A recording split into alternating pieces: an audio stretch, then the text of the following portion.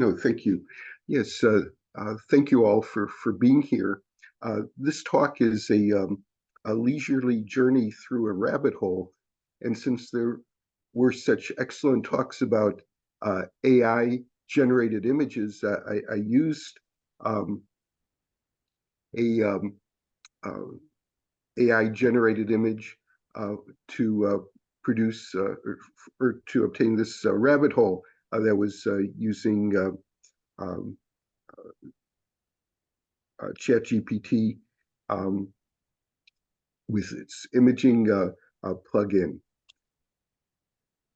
So the motivation for this talk is a talk that I gave last year at Semiode Expo, and that was on the signal flow graph as a way of modeling the structure of a differential equation to extract some meaning.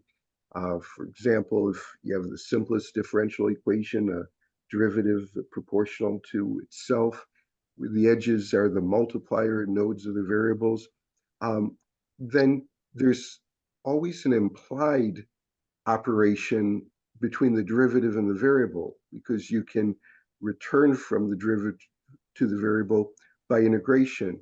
So if you use d for the differential operator, then you get y as the inverse of that operator. So 1 over d representing integration. And one might ask, well, what use that this is, and what it demonstrates, you can see the inherent feedback involved in the differential equation leading to exponential growth. And then you can transfer directly to an executable block diagram and see the result. Well, realize that that whole edifice rests upon the differential operator. So in standard differential equations books, in years past, there used to be a chapter devoted to the d operator method. And that method just used d to represent a derivative, d squared for second derivative. And one could easily obtain the complementary function, solving the homogeneous part of the differential equation by essentially factoring. And then the factors represent the coefficients of exponents in exponential function. The particular solution more difficult to obtain, but I included this just in case anyone wasn't familiar with the d operator method. But it obviously has issues, and one issue is its limited range. What it does very easily makes this algebraic connection to derivatives and differential equations, but it's a dead end. It doesn't link to, for example, the Laplace transform, which has a much wider range of applications in its algebraization of differential equations. Laplace transforms apply to ordinary differential equations, partial differential equations, integral equations, discontinuous functions. And of course, there's this underlying unclear basis for what gives us the right to use this differential operator in this fashion, treating it algebraically. Well, it turns out that there's another differential operator approach than the d operator, which is, again, in more modern books, but there used to be the Heaviside operational calculus, forerunner of the Laplace transform, and always fascinated by this approach, and also even Heaviside. For example, when one reads in a physics book about Maxwell's four equations, very seldom is it mentioned that Maxwell actually had 20 equations with 20 unknowns. And it was Heaviside that reformulated, organized that into the four Maxwell equations that we use today. So Heaviside used the letter P for the derivative operator, and he focused heavily, his emphasis was on the unit step function, which he didn't name the Heaviside function, but named afterwards for him. And his interest in the step function couple-fold. One is, the type of electrical work at the time that he was analyzing the systems. The real question was, when you switch it on and off, what are the transients? So the idea of turning something on or turning something off, that was vital. This is pre-vacuum tubes. So the idea of all different sorts of functions, driving functions, and pulses that came later, that wasn't the concern. And then the other thing that attracted Heaviside to the unit step function, its simplicity. That before t equals 0, it's 0, and then it's 1 for the unit step function. So it allowed him to work out relations. For example, taking the derivative of a function and have it equal to the step function, and then using his differential operator p, and then again getting that y is equal to 1 over p with the identification of 1 over p, that inverse operator, is integration, and then giving t. So that allowed him to create this operator function pair, that 1 over p associated with t. Now, compare that to the Laplace transform, where t as a function is paired to 1 over s squared. And we're going to see that if we continue that process, like through a second derivative, then we get this connection of t squared being paired with 2 over p squared. But in the Laplace transform, it's being paired with 2 over s to the third. And in general, we get a pairing of t to the n to n factorial over p to the n, where you note that the exponent of t and p in the Heaviside operational calculus are the same order. Not so with the Laplace transform, where the Laplace transform of t to the n is s to the n plus 1. So there could be situations where it might be valuable that t and p both have the same exponents. So when you compare the ordinary Laplace transform result for this correspondence between a power function and the operator in the case of Heaviside calculus, or an inverse transform, you'll notice that if we S multiply the Laplace transform, we recover the Heaviside operational calculus correspondence, or the same as P multiplying if we're using letter P. And in just a moment, we'll discuss the syntax of S versus P and why using one versus the other. Now, of course, now Heaviside is a remarkable thing. He was able to build up his tables of operator function correspondences that turned out to match later the Laplace transform tables if you S multiply them, if you're using S in your Laplace transforms, or P multiply. So it was quite remarkable that he wasn't using an integral transform, which the Laplace transform is. He was using this operator approach. And of course, there were many questions. How does this work? Can we be sure about the results? To which Heaviside, famous quote of, why should I refuse a good dinner simply because I don't understand the digestive processes involved? But of course, it does matter, because otherwise you can make mistakes. It doesn't appear that Heaviside made very many, but one wants to have confidence in the process. Well, the search was on for how come Heaviside's methods work, and John Renshaw Carson, who was a mathematically inclined engineer at AT&T, and others worked on the basis for Heaviside's method. The first real solution in terms of the basis for the method was from Bromwich, who developed a contour integral that justified the inverse transform. Now I'm calling it a transform, even though now in Heaviside's work that it wasn't an integral transform. The reason I just use that phrase is the Bromwich integral it can still be used with the Laplace transform to get the inverse transform. But in the case of Bromwich, he was explaining how he was able to get the pairing between the operator and the function. Then Carson in 1926, he came up with literally the forerunner of the Laplace transform in p multiplied form. And the reason he came up with the p multiplied form, it gives as its transform 1 for the unit step function, which we'll see is not the case in the Laplace transform. And that allows then using Heaviside's tables of pairs, which people were familiar with at that time.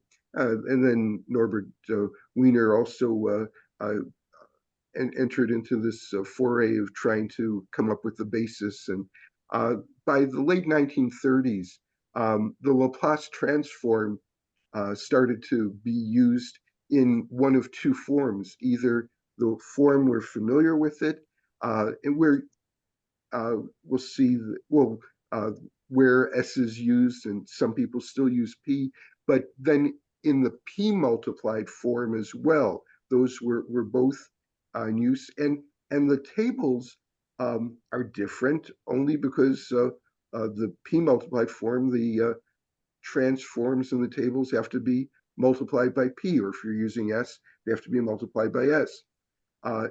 Here's just a photo of Carson standing next to and behind Albert Einstein and behind Steinmetz, Charles Steinmetz, 1921. Here's the expanded view of Carson. They were working on a wireless station. And this syntax issue, P versus S, Shakespeare, of course, had some comment about a rose by any other name. Now, Heaviside used P for the differential operator. And then the early Laplace transform books, some of them used the P multiplied form of the Laplace transform. Now, of course, by that time, they're using not differential operators, but this is, of course, now an integral transform. Most US books use S for the complex frequency variable. Some don't. Some use P. I have a Cliff's Notes of differential equations published in US, and it uses P. Many UK textbooks use P. So there's two separate issues. One is P versus S, which of course is neither here nor there. And the other is whether the transform is pre-multiplied by either P or S. And the P multiplied Laplace transform, why am I calling it that if you're probably more familiar with S is the Laplace transform variable? There's two simple reasons. P multiplied Laplace transform, it's an established keyword. You can search it and find it. It's equivalent to what's called the Laplace Carson transform. There is no recognized phrase S multiplied Laplace transform, even though it would be the equivalent. You're just multiplying by the transform by whatever letter you're using for the complex frequency. The other reason for using P in this talk for the Laplace Carson transform, which is used in the Laplace Carson transform, P is the standard variable. It's to clearly distinguish it from the Laplace transform because it's a reminder that you can't use the same tables. They're related, but you have to multiply what's in the ordinary Laplace transform table by P or S. So why is the Laplace transform preferred by some? We'll see in a second, but note that it is. In one of the most respected books on partial differential equations in classical mathematical physics by Rubinstein, the distinction between Laplace and Laplace Carson transforms, it's not essential. Numerous tables are available giving the correspondence between various functions and their Laplace transform or Laplace Carson transforms. which of these transforms is used is purely a matter of taste and habit. We shall consider only Laplace Carson transforms. So what could be a basis for preferring one to the other? Well, let's look and see that some transforms simplify in the p multiplied form. For example, if you take the transform of an operation like integration, the ordinary Laplace transform gives you the function being integrated now as a function of the new complex frequency variable, but over that variable. Whereas the p multiplied Laplace transform of integration just gives you the function being integrated in terms of the complex frequency variable. In terms of the transform of continuous functions, like power function, well, we already saw this result, that it's a little simpler form for the p multiplied Laplace transform. And then if you take a look at the step function, so we're looking now at the transform of a discontinuous function, and here I'm changing notation. Before I used 1 because of being able to take advantage of the simplicity of that, a bold-faced 1 for the step function. Here, because we're going to look at delay, better to use a more sophisticated notation of u as a function of t. So if we take the Laplace transform of the unit step function, we get 1 over s. But the p multiplied Laplace transform gives us 1. That's of course, that was Carson's rationale. And then if it's not a unit step function, but it's a step function multiplied by some value, like say 6, again, the Laplace transform 6 over s, it's just 6 with the p multiplied Laplace transform. And then if you have a delay in the step function, the Laplace transform again gives you something divided by the complex frequency variable e to the as versus the p multiplied Laplace transform giving us e to the ap. So we looked at these separate Laplace transforms of an operation, discontinuous function, but let's put it together. Is there any advantage in actually applying it to a system like a differential equation or an integral equation? And those, of course, they can be transformed from one to the other. Sometimes you can transform an integral equation to a differential equation, vice versa. But here, let's take a look. Here's an integral equation that has a superficial resemblance to a convolution integral, but not exactly, points of difference there. So if you take the standard Laplace transform, you apply the Laplace transform, you get the product of these two terms, and then if you solve for the transformed variable y, then we get 1 over s times s minus 1 in this case. Then could perform a partial fraction decomposition in the process of getting the inverse transform. We have to solve for a and b, which can involve multiple steps. We get those, obtain the inverse transform, we get a result e to the t minus 1. But now if you try the same integral equation to be solved with the p multiplied Laplace transform, or s, whichever you prefer using, s multiplied. So when you apply the Laplace Carson transform, because you've got p on both sides here, notice that the transformed variable y, it comes out in simpler form, 1 over p minus 1 versus the equivalent in the Laplace transform, 1 over s times s minus 1.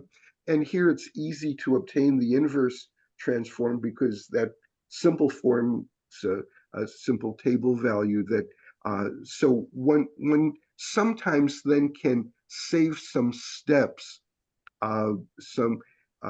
in working, let's say, working by hand with solving equations, certain equations, using the p multiplied form versus the standard Laplace transform.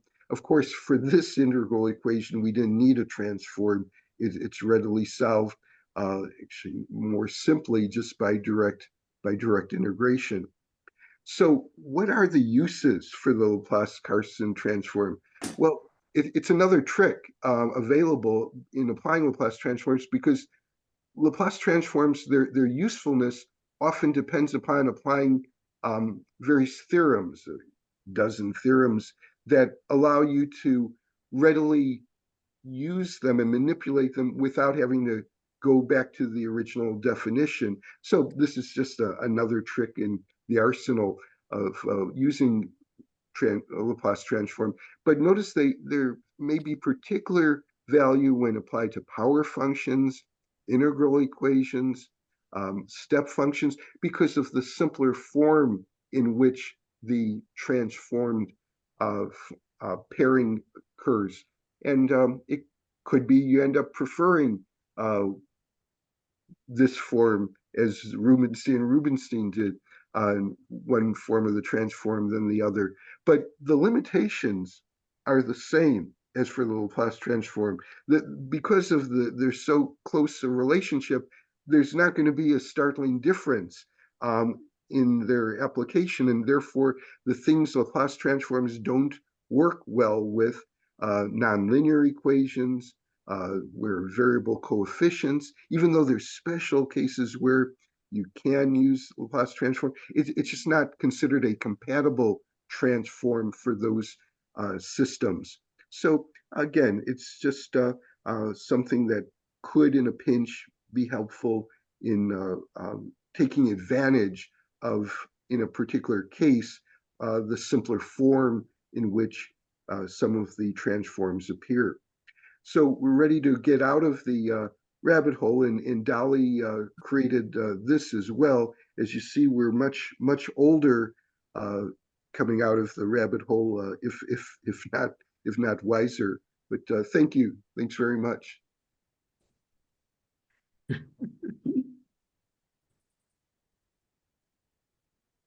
And if anyone has any questions, be happy to try answering them. Thank you, Carey. That was really interesting history, and the fact that it should not be at all dead. Yeah, thank you. Well, it seems like actually the Laplace Carson transforms, it's gotten a little bit of a resurgence the past few years for those special areas where it's helpful, like with integral equations. So there's been more use of it.